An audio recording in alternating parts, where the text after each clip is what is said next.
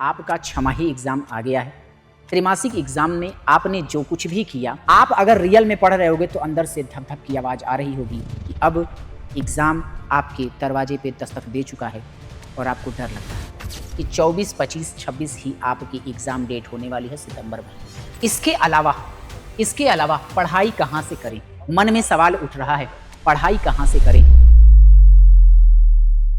जय हिंद, नमस्कार प्यारे साथियों।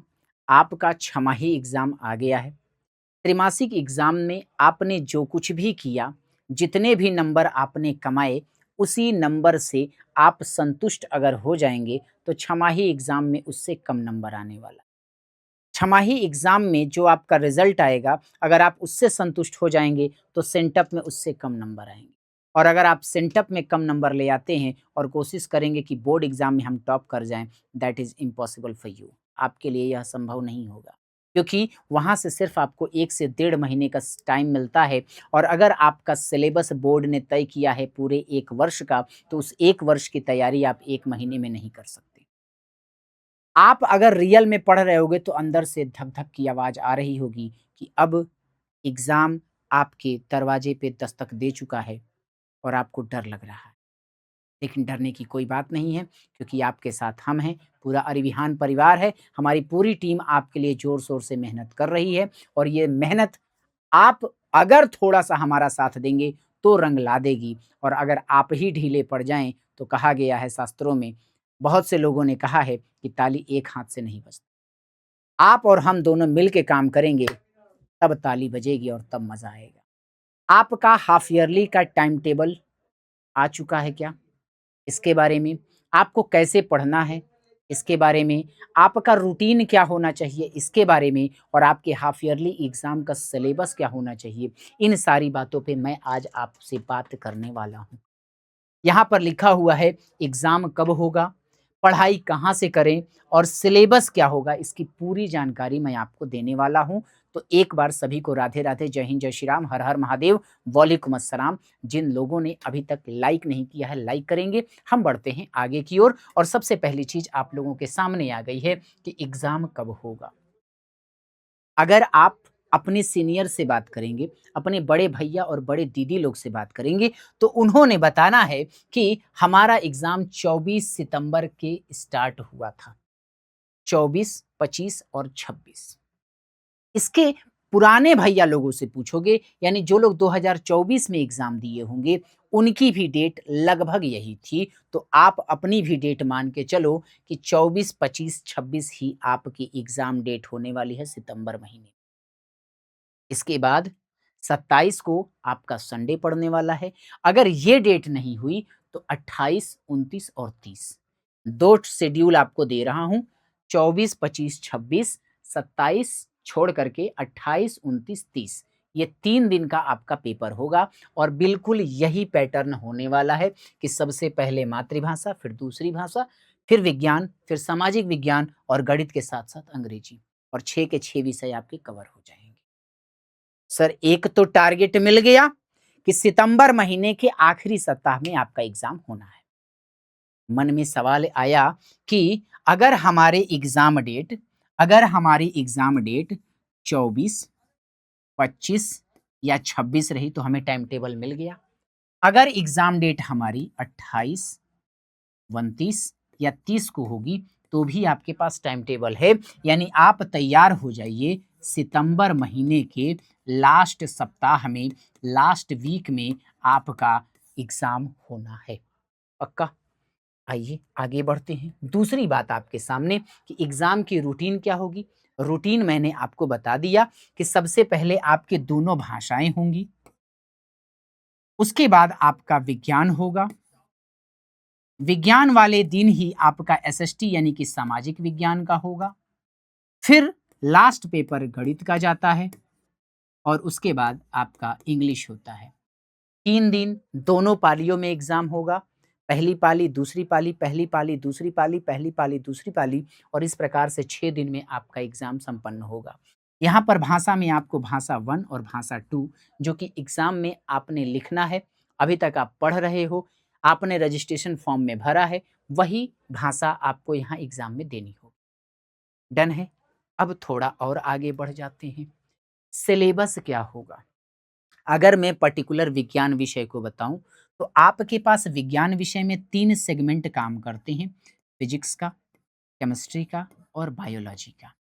आप हर सेगमेंट से 3-3 चैप्टर को लेकर के तैयार करेंगे, यानी कि 3 चैप्टर फिजिक्स, प्रकाश का परावर्तन अपवर्तन, मानव नेत्र रंग-बिरंगा संसार और विद्युत धारा। 3 चैप्टर फिजिक्स से, 3 ही चैप्टर केमिस्ट्री से, रासायनिक अभिक्रिया समीकरण, अम्ल क्षार लवण और धातु अधातु। 3 ही चैप्टर आपको बायोलॉजी से तैयार करना है, यानी कि जैव प्रक्रम, नियंत्रण एवं समन्वय और तीसरा चैप्टर है आपका जीव जनन कैसे करते हैं। तो टोटल ये 9 चैप्टर आपके यहाँ पर होंगे। अब बाकी सब्जेक्ट में क्या सर 9 चैप्टर ही आएंगे सब सब्जेक्ट में? जी नहीं मेरे दोस्त, सारे सब्जेक्ट में टोटल 70% का आसपास का डेटा आता है आपके एग्जाम में। सर 70% कैसे निकाले? मुझे तो नहीं आता। मैंने कहा जस्ट इमेजिन करो, ये फिक्स है।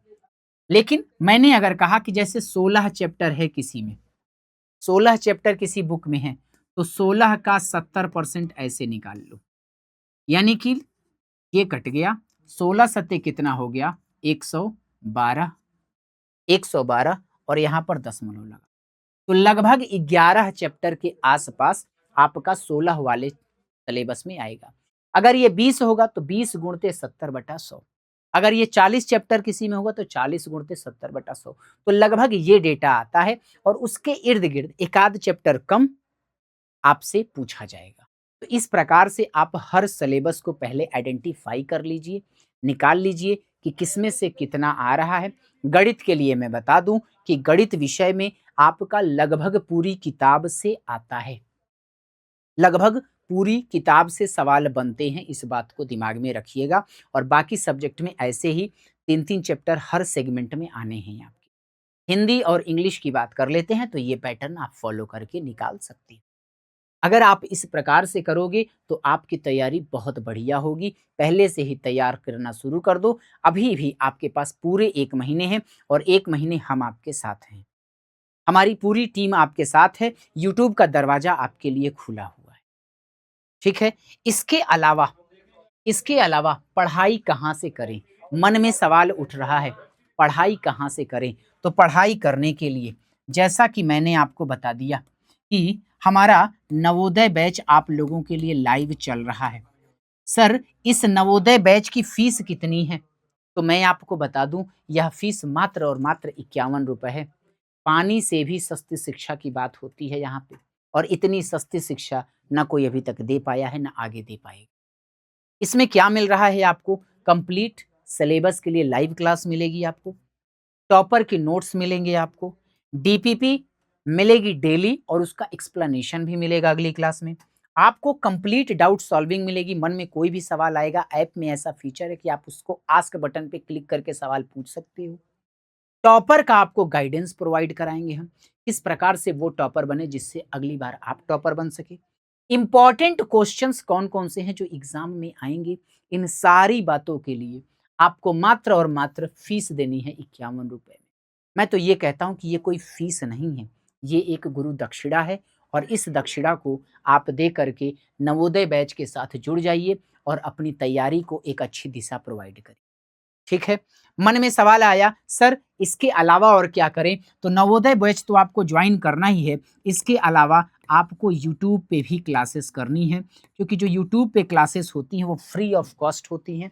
और ये जो भी क्लासेस जाएंगी इसमें हम क्वेश्चन आंसर भी कराएंगे, कंटेंट भी देंगे आपको, कॉन्सेप्ट भी क्लियर कराएंगे। सारे टीचर्स ऐसा आपके साथ करेंगे।